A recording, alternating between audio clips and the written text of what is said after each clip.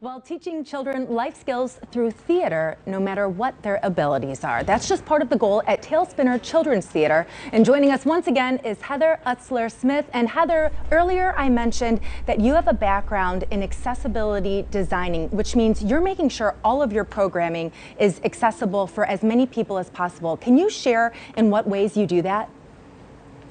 Absolutely.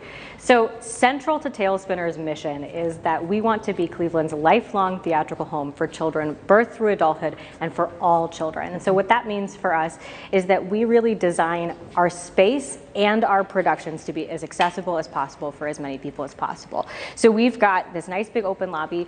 It's a fully accessible space for folks who may use wheelchairs. We've also got a lot of access tools that we will provide in our spaces. So I'm going to walk you over to one of our access tables right now. And so here we've got a variety of tools that we provide every single show. So here at Talespinner, every single performance is what we call a relaxed performance, or what you might have heard referred to as a sensory-friendly performance at another theater. And so that means that we don't do full blackouts, our sound is not quite as loud as you might experience at some other spaces, and also that kids are encouraged to move as they need to move, to wiggle if they need to wiggle, to get up and come out of the theater if they need to respond in whatever way they are responding to the show. And so we also provide a series of tools. So we've got noise reducing headphones, we've got sunglasses, we've got fidgets, and we also provide embedded in every single one of our productions these artistically designed trigger warnings, which means that if there's going to be a loud or a startling sound, if there's going to be a light shift, if there's going to be actors moving in and out of the space, that we give you a heads up through the performance itself. So if you came to see Snowy Day,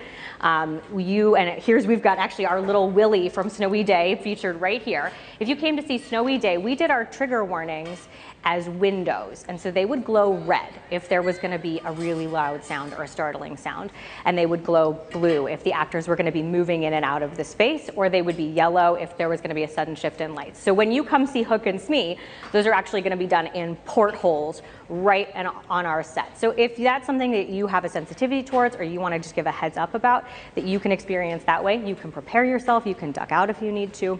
One of the other things that we also include is a quiet space, and I'm so excited to share this with you that we just finished redoing our whole quiet space. And so anybody who comes to our theater that may be experiencing sensory overload or just needs a break can come on in here and engage with some sensory tools, right? We've got some lights, we've got some relaxing things. You can color, you can draw, you can be in a quiet space.